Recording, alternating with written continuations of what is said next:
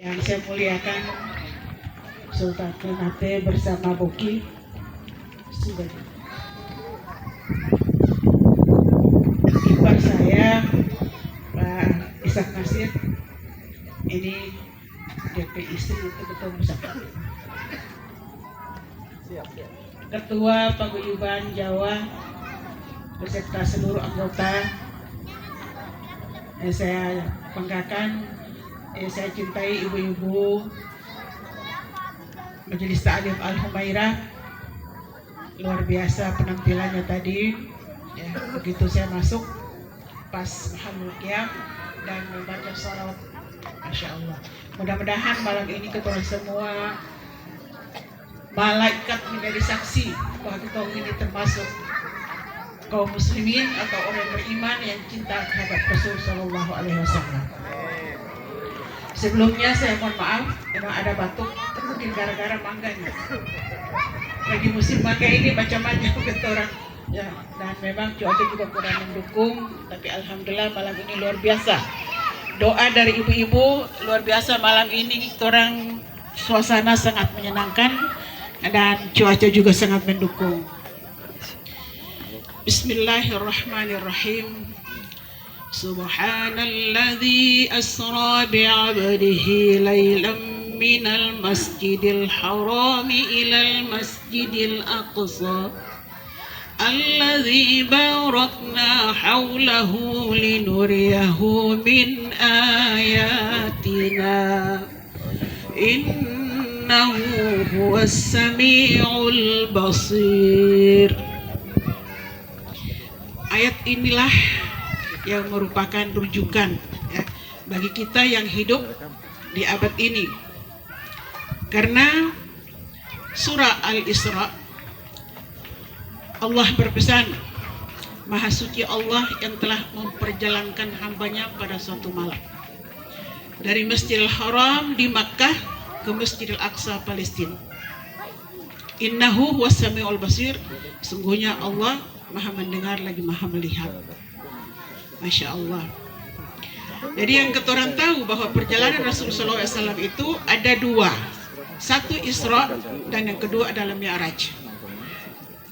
Kalau Isra itu masih dalam alam nyata, dari Makkah ke Masjidil Aqsa dengan menggunakan kendaraan yang namanya, ingat Bu, Burak.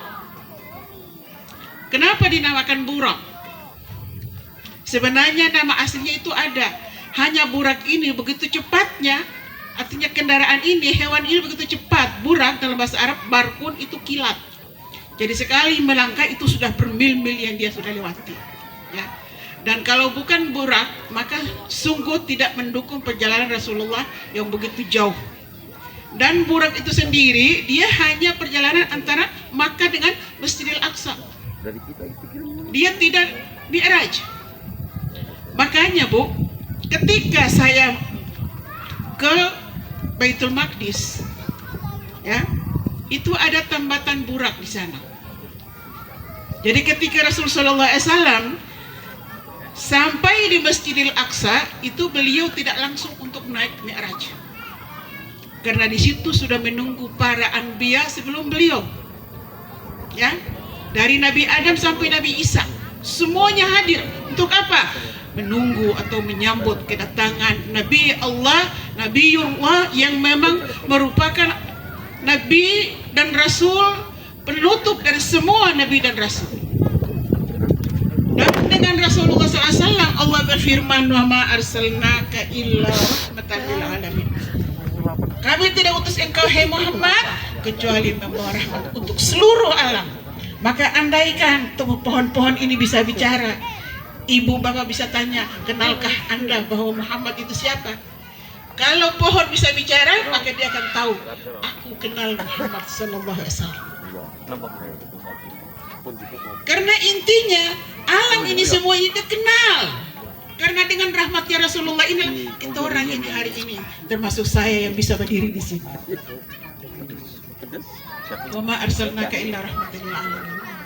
Jadi perjalanan nyata ini, subhanallah Bu, Nabi Adam yang udah meninggal sudah jutaan tahun lalu, ya, Nabi Idris, Nabi Nuh, Nabi Saleh, dan seterusnya sampai pada Nabi Isa.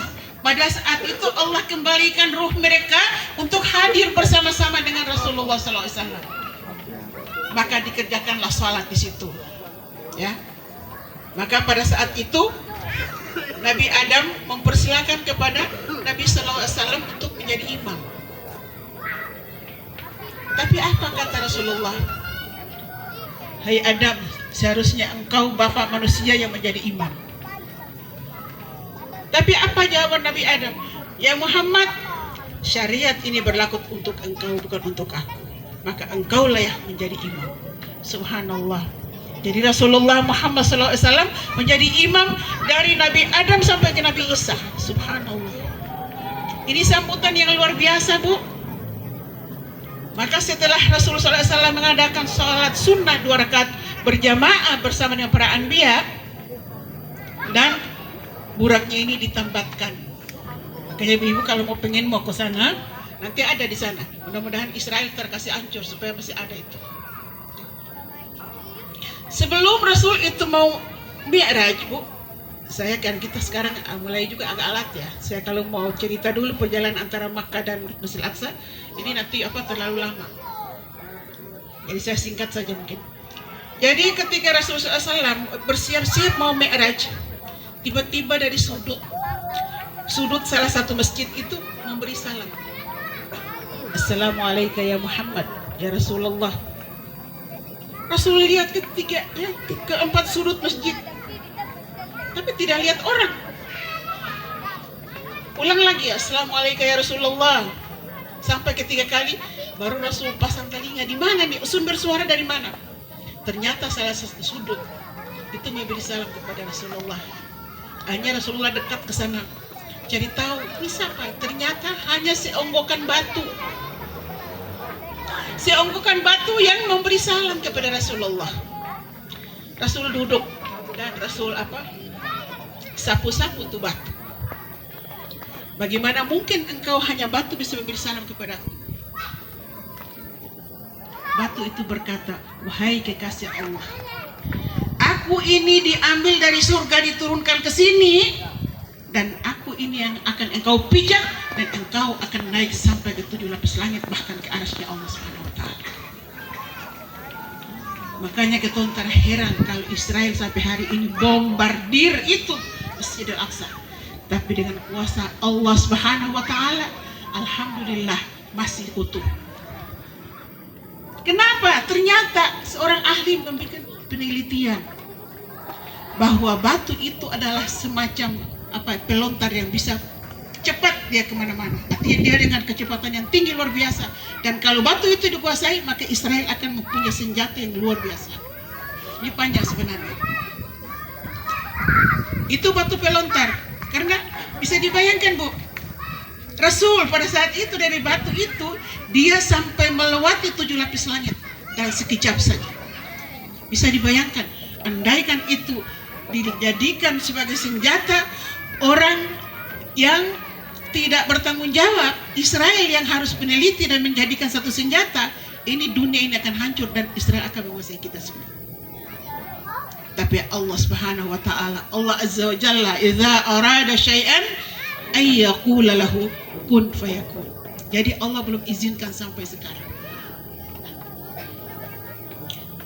Ibu bapak sekalian, saya lanjut saja. Setelah selesai semua, maka Rasul pun siap-siap untuk naik ke langit pertama, ketemu dengan Nabi siapa? Nabi Adam. Langit kedua, ketiga, langit kelima ketemu dengan Nabi Musa, seterusnya.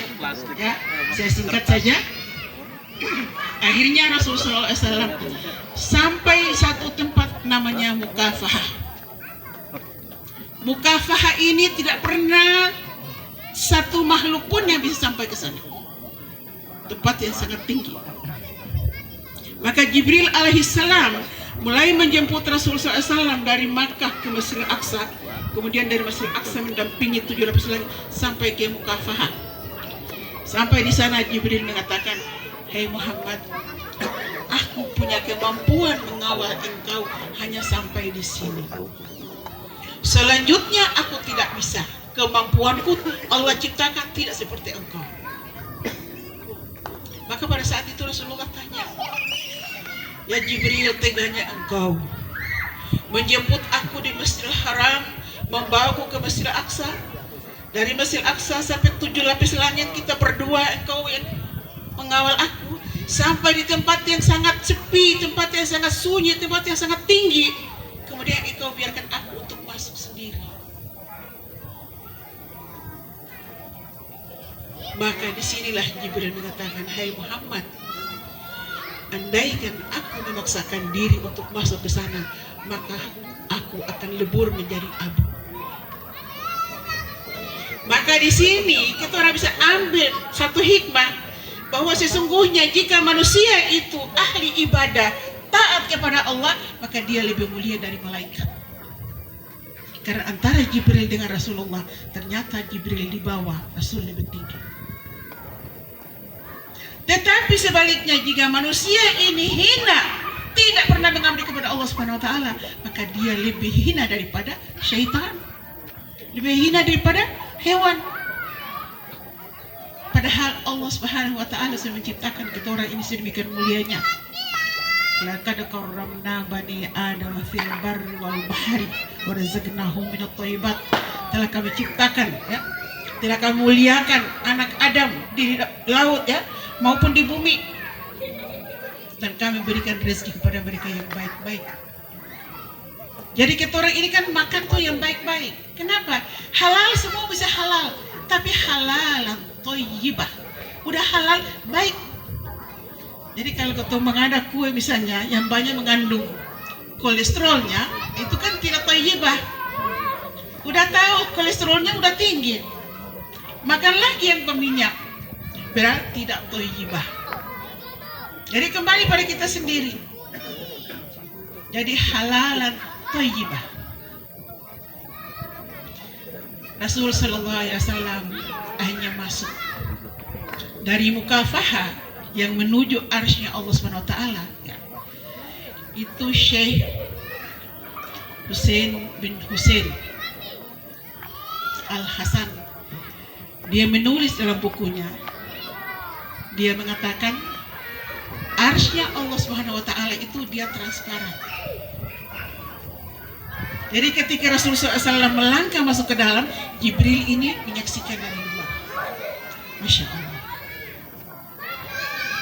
Padahal kekuatan Jibril ini luar biasa, Bu, Bapak. Bisa bayangkan kalau kita orang punya Amerika bisa menciptakan pesawat sampai ke Mars, ya. Itu kan 3 bulan perjalanan baru bisa sampai ke Mars. Itu Mars kan kelihatan, kita lihat sendiri kan, dekat. Tapi arsy-Nya Allah Subhanahu wa taala kita orang tidak pernah tahu di mana. Tapi Rasulullah bisa tembus dalam sekejap. Ya, jadi masuk Rasul sallallahu alaihi wasallam ke arsy-Nya Allah Subhanahu wa taala. Ini kalau cerita agak air mata akan keluar. Saya pilih supaya kita semua tidak usah terlalu hanyut, ya. Masuklah Rasul sallallahu alaihi wasallam menghadap Allah Subhanahu wa taala. Bagaimana caranya? Pada saat itu Rasulullah SAW mengatakan, tiba-tiba aku sampai di arsy Allah SWT, maka pohon-pohon di Sidratil Muntaha itu dia berubah buahnya yang tadinya kecil berubah menjadi seperti tempayang-tempayang yang penuh dengan air. Masya Allah. Kemudian aku diliputi awan putih, Rasulullah SAW mengatakan. Dan begitulah sampai Rasul sallallahu alaihi wasallam di hadapan Allah Subhanahu wa taala, di hadirat Allah Subhanahu wa taala. Apa yang dikerjakan oleh Rasul sallallahu alaihi wasallam? Sujud. Rasul langsung sujud. Dalam sujud yang diucapkan apa? Kita sama-sama baca. At-tahiyatul mubarakatus shalawatut thayyibatu lillah. Segala kehormatan, keberkahan, kebaikan hanya untuk Allah. Rasul sujud tidak pernah bangun. Allah menjawab. Gimana jawabannya? Bisa sambung? At-tahiyatul mubarakatus salawatut thayyibatu lillah. Assalamu alayka ayyuhan nabiyyu wa rahmatullahi wa barakatuh. Allah sambut, selamat atas engkau wahai Nabi. keberkahan dan rahmat Allah senantiasa meliputi engkau. Rasul masih dalam keadaan sujud menjawab, Assalamu alaina wa ala ibadillahis salihin. Selamat atas kami. Kami siapa? Kami semua. Kalau kata orang mungkin ego, kalau saya mungkin dipanggil oleh wali kota, dipanggil oleh gubernur, saudara dia mau minta apa? Sekarang sudah di hadapan wali kota, Ustaz minta apa? Oh Pak, saya punya anak ini dari ini udah sekian tahun ini jabatannya itu terus, atau anak ini non job, tolong deh dikasih pekerjaannya. Tapi Rasul tidak. Yang Rasul menjawab pada sujud itu, Assalamu alaina wa ala ibadillahis salihin. Selamat atas kami dan hamba-hamba Allah yang saleh. Masya Allah. Rasul doakan pakai orang di hadapan Allah Subhanahu wa taala ketika sujud, tidak bangun. Kemudian Rasul diajarkan oleh Allah, asyhadu an la ilaha illallah wa asyhadu anna Muhammad Rasulullah. Tidak sah salat kita kalau tidak mengucap dua kalimat syahadat. Ditambah lagi, Allahumma sholli ala sayyidina Muhammad wa ala ali sayyidina Muhammad. Mau pakai Sayyidina atau mau tak pakai, up to you. Tapi yang jelas, kalau tidak pakai salawat, salat kita tidak sah. Mau Sayyidina silakan. Allahumma sholli ala Muhammad wa ala ali Muhammad silakan. Tapi jangan ketemu dina kalau pakai Sayyidina orang Arab rasa betul. Ya saya kan gitu. Terus sudah itu Sayyidina itu kan cuma orang Arab punya kebiasaan saja, tuan-tuan. Karena kata orang kan gitu ya. Para toto dulu kan begitu kan, para habaib kan, oh tuan. Padahal ini diajarkan oleh Allah Subhanahu wa taala, memuliakan Rasul Muhammad sallallahu alaihi wasallam. Man shalla alayya salatan fa sallallahu alaihi asyra salawat. Siapa yang bersalawat kepadaku sekali, Allah balas 10. Alhamdulillah kalau kita setiap habis salat 10 kali Allahumma sholli ala sayyidina Muhammad wa ala ali sayyidina Muhammad, berarti 5 waktu 50 kali dikali berapa? 10. Masya Allah ya. Setelah itu kalau kita orang dalam sholat sudah 50 kali, kemudian kita orang tambah lagi 50 kali di luar sholat. Kenapa? Orang yang banyak membaca sholawat di dunia, maka dia akan haramallahu jasadahu minan nar. Allah haramkan tubuhnya, jasadnya dari api neraka. Jadi tadi ibu-ibu baca DB tadi kan pasti, ya pasti ada ibu baca tadi. Innallaha wa malaikatahu yusholluna 'alan nabi. Sama-sama. Ya ayyuhalladzina amanu shallu 'alaihi wa sallimu taslima. Sesungguhnya Allah dan para malaikat bersalawat. Allah bersalawat, malaikat bersalawat. Hai sekalian orang-orang yang beriman, bersalawatlah dan memberi salam dengan sebaik-baiknya kepada Rasulullah.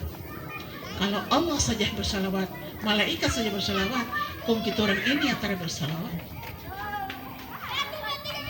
Kalau kita membaca Al-Quran, disunnahkan untuk kita orang dalam keadaan berwudu, menyentuh Al-Quran disunahkan berwudu. Tapi kalau kita orang baca salawat, walaupun ibu-ibu dalam keadaan yang haid atau apapun, boleh kita orang bersalawat. Dan salawat itu langsung diantar kepada Rasulullah SAW. Apalagi malam Jumat, Bu. Ya. Malam Jumat itu perbanyak salawat kita. Yang paling pendek, sallallahu ala Muhammad, sallallahu alaihi wasallam, sallallahu ala Muhammad, sallallahu alaihi wasallam. Yang paling pendek, kalau Allahumma sholli ala sayyidina Muhammad wa ala ali sayyidina Muhammad, terasa panjang, dipendekin aja nggak apa-apa. Bisa. Ibu-ibu sekalian, setelah Rasul sallallahu alaihi wasallam menerima semua titah, yang terakhir Rasul menerima titahnya adalah, dan sekarang kita orang bersyukur, Allah berikan kewajiban sholatul khams. Sholat atau sholat itu berapa kali, Bu? Pertama 50 kali. Ya. 50 kali siang dan malam ketemu kerjakan salat itu 50 kali, Bu. Bayangkan, kira-kira sekarang kalau ketemu satu hari 50 kali masih bisa kerja. Pak Is mungkin sudah bisa pimpin sidang. Oh, sudah bisa lagi kerja lain sudah. Salat aja. Yang 5 kali aja ke orang apa Senin Kamis. Apalagi 50 kali. Tapi Rasul itu sudah tahu bahwa umatnya akan tidak mampu. Tapi Rasul malu minta kepada Allah untuk dikurangi. Rasul itu kalau mau apapun diminta pasti dikabulkan oleh Allah. Ketika Rasulullah SAW ya, nanti ada setelah ini ada ceritanya ya. Itu waktu Rasul pulang mau Isra, mau Mi'raj, itu Rasul ke Taif dulu untuk menghibur diri karena Rasul itu begitu dicaci maki bahkan sampai fisik beliau bisa disakiti. Ada satu kali Rasul ke Taif, ibu ada yang sudah pernah ke Taif belum? Ada umroh ya. Taif itu 3000 meter di atas permukaan air, tinggi. Saya pikir begini lama Taif itu jalannya rata gitu, udah jalan aja deh pakai mobil. Ternyata Bu, dari terminal kita naik ke atas itu 3000 meter loh Bu. Makanya kita pakai gondola, ya. Boleh jalan darat, tapi saya biasa berapa kali saya ke sana mau jemaah itu pakai gondola. Jadi foto itu kalau dari atas itu sama dengan garis, ya korek api kecilnya, saking tingginya. Subhanallah, baru antara jurang antara terminal sampai mau ke Taif itu jurangnya dalam luar biasa. Makanya saya itu mikir, ini Rasulullah pakai apa kalau jalan kaki waktu itu? Kalau logika ini kan terlalu masuk di akal nih. Ini curam banget sampai di bawah itu tuh terdapat lihat apa isinya di bawah. Masya Allah.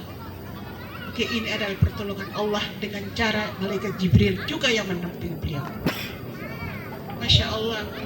Di Taif Bu, ya, ketika Rasulullah SAW merasa kesal, merasa ingin siapa tahu di Taif sana bisa ada yang menghibur dengan cara mungkin orang bisa beriman, karena Rasulullah menyampaikan selama berdakwah selama 13 tahun di kota Mekah itu pengikutnya cuma 13 orang sampai 30, antara 15 sampai 30 orang. Jadi Rasul berpikir udah deh ke Taif saja dulu, siapa tahu di sana ada yang mau masuk Islam ya. Jadi Rasul ke sana, ternyata sampai di sana Rasul SAW dilempar oleh anak-anak kecil dengan batu.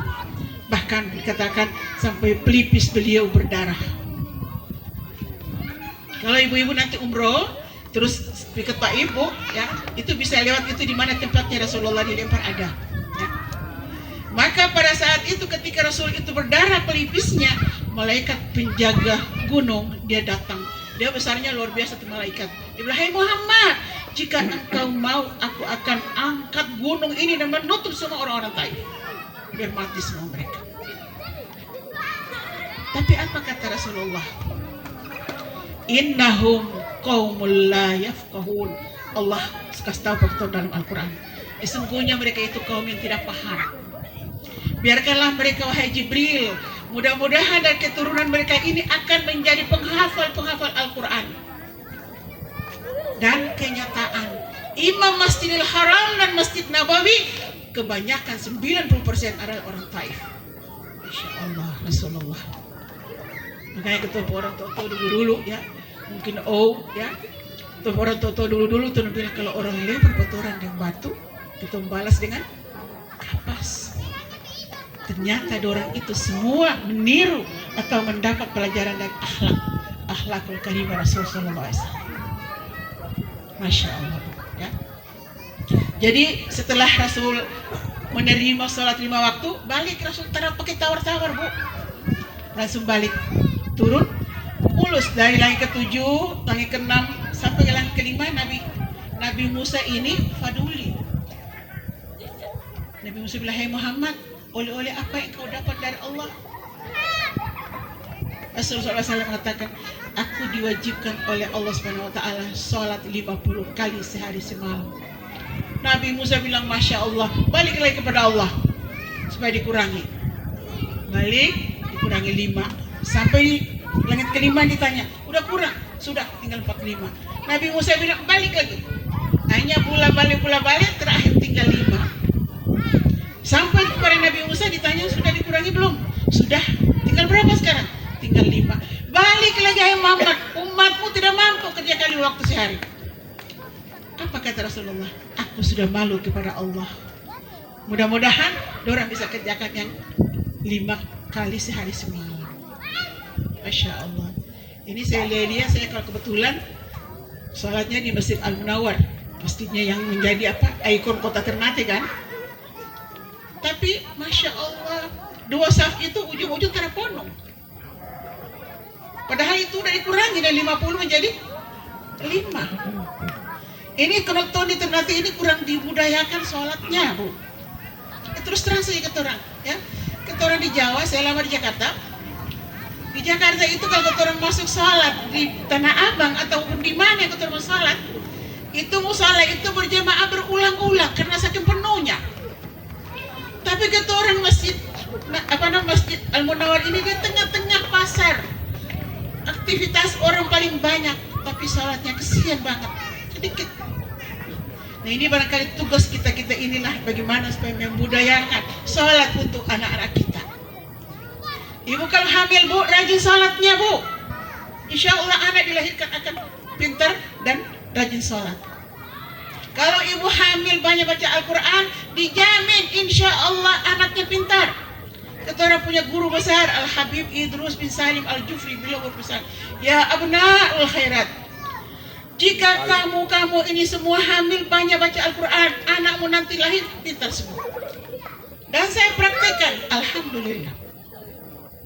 Ini hanya contoh saja, bukan mau cerita makan puji. Orang nanti bilang, anak saya dari SD sampai perguruan tinggi semuanya bagus-bagus semua, bahkan cum laude ketika perguruan tinggi. Ini dipraktekkan. Kalau ada anak yang hamil, ibu ajarkan, jangan sampai satu malam atau 1 hari dia tidak baca Al-Quran. Minimal antara ain dengan ain, 1 makra ini harus baca. Dijamin insya Allah anak ini akan pintar. Kenapa, Bu? Yang Rasul Shallallahu Alaihi Wasallam ketika pertama kali mendapat wahyu itu tidak suruh sholat, tidak suruh puasa, tidak suruh zakat dan lain-lain.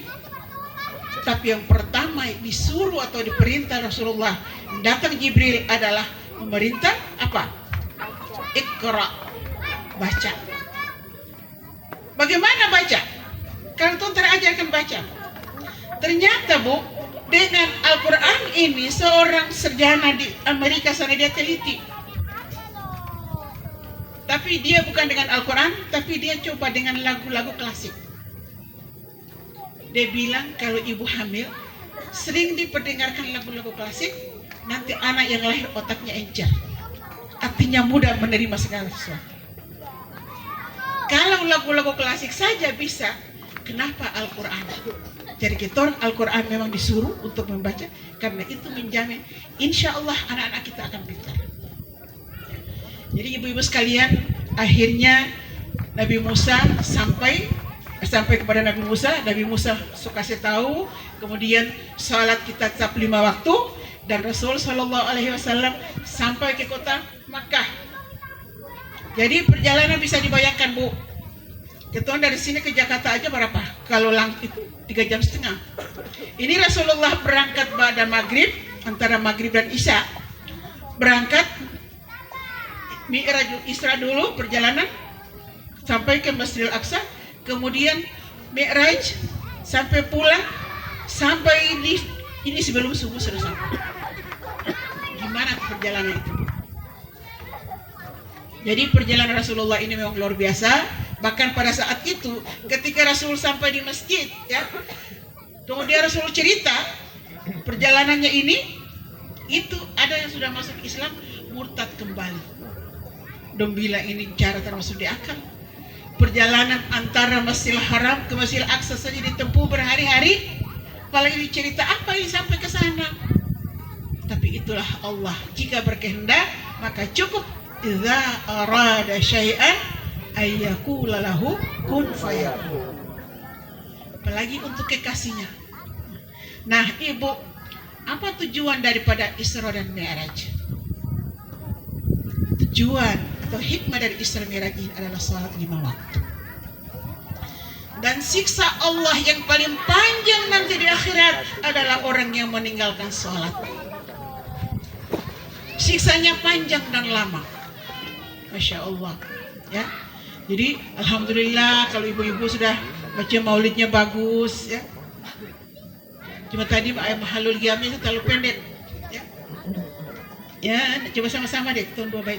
Ya Nabi salam alaika, ya Rasul salam alaika, ya Habib salam alaika, salawatullah alaika, ya Habibi ya Muhammad, arus al-khafiqaini, ya mu'ayyad ya mumajjad, ya imam al-qiblataini, ya Nabi salam alaika, ya Rasul salam alaika, ya Habib salam alaika,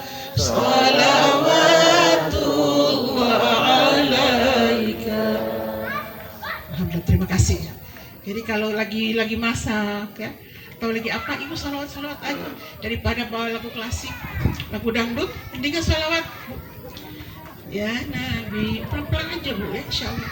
Dan salawat itu ringan kita ucapkan, tapi pahalanya luar biasa di sisi Allah, ya. Jadi ibu-ibu, saya cuma pesankan untuk kita semua. Pertama adalah kita jaga, kita punya salat 5 waktu. Kenapa? Awwalu ma yuhasabu amali bani Adam as-salat. Pertama kali kita dihisab, diperiksa oleh Allah SWT di hari kiamat, salat. Kalau salatnya lolos, maka seluruh amalannya lolos semua. Sedekahnya, dia bangun masjid, dia bangun apa? Musola, dia bangun apa? Madrasah, dia bangun jalan. Tapi kalau salatnya ini tersendat, maka dia akan yang lain-lain tidak bisa lolos. Karena lolosnya amal ini harus didahului dulu dengan salat kita. Jadi ibarat tembok yang kuat ini digedor oleh salat, maka tembok itu langsung bisa, maka seluruh yang ada itu akan mengalir. Tapi kalau salat kita tersendat, maka semua amalan akan tersendat. Saya kira ibu-ibu sekalian, karena kita waktu juga memang saya juga kurang terlalu fit juga, masih paruh suara, ya. Mudah-mudahan tadi saya ingat tadi Pak paguyuban, ya, katanya mau bagaimana supaya ibu-ibu Majelis Ta'lim Al-Humairah bisa belajar bagaimana cara fardu kifayah, ya. Alhamdulillah saya punya yayasan Ar-Ridha dan punya Majelis Ta'lim itu di rumah saya, ya, setiap hari Sabtu jam 2 sampai kita setengah 6 sore. Itu selain kita belajar fikih, belajar juga Al-Quran, diterjemahkan, kemudian ditafsirkan, dikaji, ya. Kemudian kita juga mengajarkan bagaimana cara penyelenggaraan fardu kifayah. Kalau ibu-ibu pengen ikut, silakan ikut, karena kita jadwalkan. Jadi belajar tiap hari, tiap Sabtu itu. Kemudian untuk fardu kifayah itu dalam sebulan 2 bulan sekali itu biasanya. Dan alhamdulillah semua sekarang sudah bisa untuk turun lapangan dan bisa mandikan jenazah. Termasuk murid saya Ustazah Zahra. Coba diri sedikit. Ya, kenal Bu ya? Ustazah Zahra murid saya, ya. Alhamdulillah orang meninggal di mana pun sekarang beliau ini yang bagaimana. Jadi kita sudah dibentuk utara, tengah, selatan, ya. Kalau kebetulan orang meninggal saya ada, maka saya juga turut untuk bisa mengkoordinir. Tapi kalau saya tidak ada, maka cukup untuk jadi utara siapa, tengah siapa, selatan siapa. Alhamdulillah. Jadi kalau dari bapak-bapak yang pengen punya program seperti ini sangat penting. Karena sekarang ini orang menyelenggarakan fardu kifayah ini nenek-nenek Bu, 70-80 tahun, ya. 70 tahun Bu. Makanya kadang-kadang saya tuh belakang susaki, kalau sekali orang habis susaki.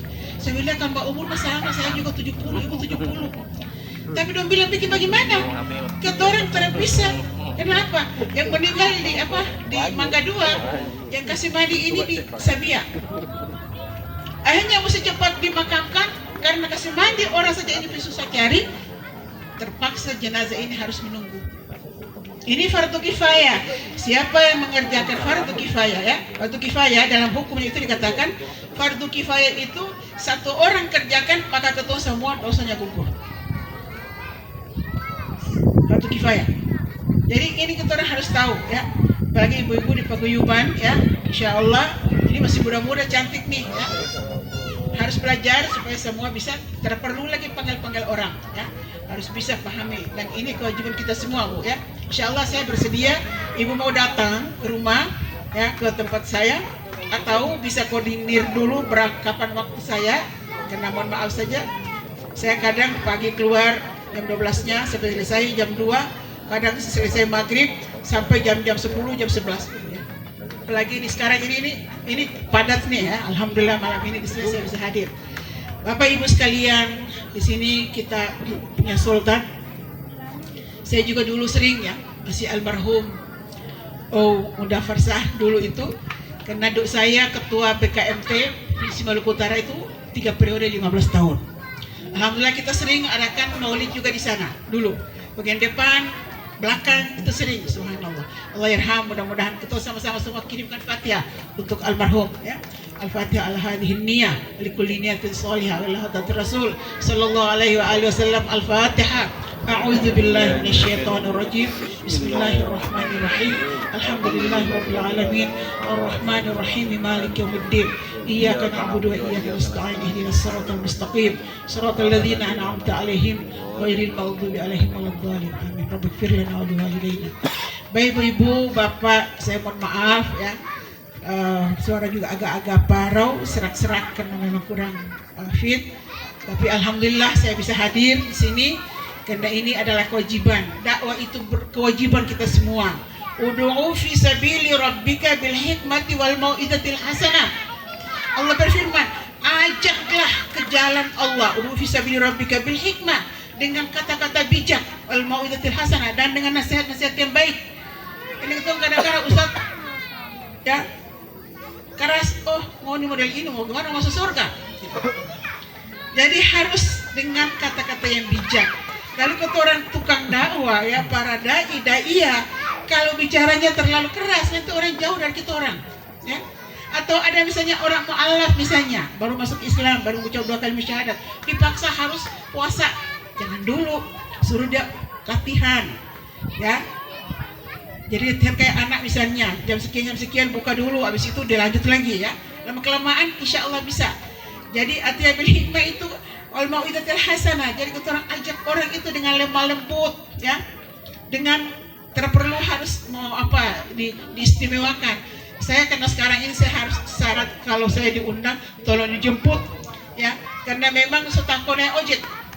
Kalau dulu masih muda mah udah naik ojek tidak apa-apa. Karena setua, dia bilang, Bu, ibu sekarang udah tua begini, jangan naik ojek Bu.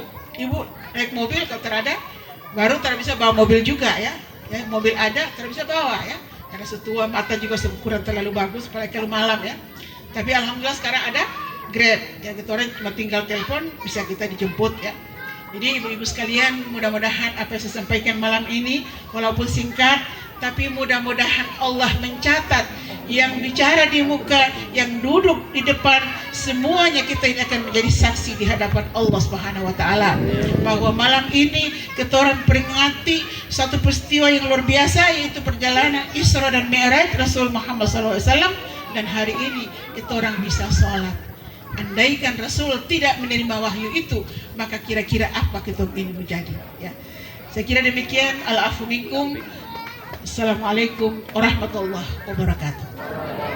Mohon izin Ustazah, permintaan dari Ibu Al-Humairah untuk Ustazah dapat membacakan doa penutup pada malam hari ini. Sebenarnya kalau doa itu lebih bagus bapak-bapak ya. Sudah karena ini ibu-ibu yang minta, kembali. الفاتحة على هذه النية ولكل نية صالحة ولحضرة الرسول صلى الله عليه وآله وسلم. كرام الفاتحة. أعوذ بالله من الشيطان الرجيم. بسم الله الرحمن الرحيم. الحمد لله رب العالمين الرحمن الرحيم مالك يوم الدين. إياك نعبد وإياك نستعين. اهدنا الصراط المستقيم صراط الذين أنعمت عليهم غير المغضوب عليهم ولا الضالين. Amin. Saya akan bawa doa ya dari Habib Syekh bin Abu Bakar bin Salim. Bismillahirrahmanirrahim. Alhamdulillahirabbil alamin. Allahumma lakal hamdu syukra wa lakal mannu fadla wa anta rabbuna haqqan wa nahnu abiduka rigan wa anta lam tazal lidzalika ahla. Allahumma ya muyassir kulli asir. Allahumma ya muyassir kulli asir. Allahumma ya muyassir kulli asir. ويا جابر كل كثير ويا مغني كل فقير ويا دافع كل حقير ويا مؤمن كل مخير ويا مقوي كل ضعيف ويا صاحب كل فريق. يسر علينا كل عسير. يسر علينا كل عسير. يسر علينا كل عسير. فتيسير العسير عندك يسير عليك بيسير. اللهم من لا يحتاج البيان والتفسير حاجاتنا إليك كثير. حاجاتنا إليك كثير. حاجاتنا إليك كثير وأنت عالم بها وبصير. اللهم إنا نخاف منك ونخاف من يخاف منك ونخاف من لا يخاف منك. نجنا من شر من لا يخاف منك بحرمة سيدنا محمد صلى الله عليه وآله وسلم. احرسنا بعينك الذي لا تنام. احرسنا بعينك الذي لا تنام. احرسنا بعينك الذي لا تنام. واكنفنا بكنفك الذي لا يرام. ولا تهلكنا ولا تهلكنا ولا تهلكنا بقدرتك وأنت رجاؤنا يا أرحم الراحمين. اللهم صل وسلم وشرف وكرم وعظم على سيدنا محمد. اللهم صل وسلم وشرف وكرم على سيدنا محمد وصلى الله على سيدنا محمد وآله وصحبه أجمعين. سبحان ربك رب العزة عما يصفون وسلام على المرسلين والحمد لله رب العالمين. تقبل الله منكم منا ومنكم تقبل يا كريم.